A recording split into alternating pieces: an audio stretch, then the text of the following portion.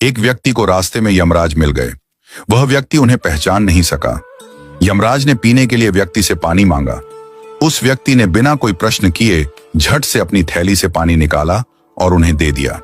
वृद्ध ने कृतज्ञ होकर जल पिया और फिर कहा, वत्स, मैं यमराज हूं। आज तुम्हारी आयु पूरी हो चुकी है और मैं तुम्हारे प्राण हरने आया हूं। यह सुनकर व्यक्ति का चेहरा सफेद पड़ गया। हृदय कांप उठा। डर के मारे उसके पांव लड़खड़ा गए। लेकिन यमराज बोले, डरो नहीं, क्योंकि तुमने मेरी प्यास बुझाई है।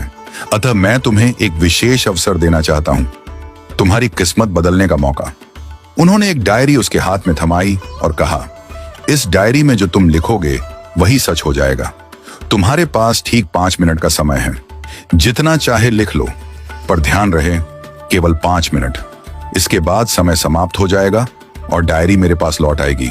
व्यक्ति का भय थोड़ा कम हुआ। वह सोचने लगा, अब तो मेरी किस्मत मेरे हाथ में है, मैं सब कुछ बदल सकता हूं। उसने जल्दी जल्दी डायरी खोलनी शुरू की। पहला पृष्ठ देखा। वहां लिखा था, तुम्हारा पड़ोसी रामदीन कल लॉटरी जीतकर करोड़पति बनने वाला है। व्यक्ति को ईर्ष्या हुई। उसने लिखा, रामदीन की लॉटरी रद्द हो जाए, वह गरीब ही रहे। दूसरा पृष्ठ लिखा था, तुम्हारा मित्र रघु चुनाव जीतकर मंत्री बनने वाला है। व्यक्ति ने लिखा, रघु चुनाव हार जाए, उसे अपमान झेलना पड़े।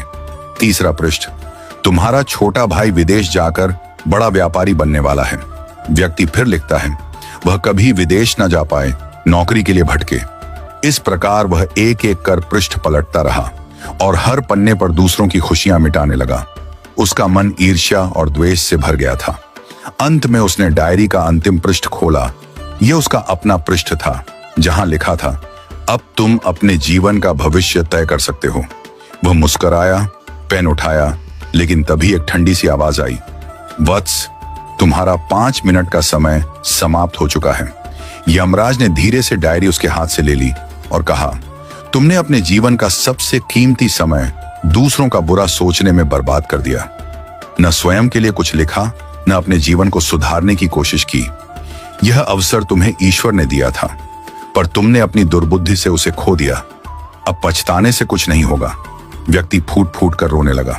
हे यमराज, एक मौका और दीजिए, बस एक बार। यमराज शांत स्वर में बोले, वत्स, समय और अवसर दोनों यदि एक बार निकल जाएं, तो फिर लौट कर नहीं आते। यही सत्य है, यही धर्म है। और फिर यमराज अदृश्य हो गए।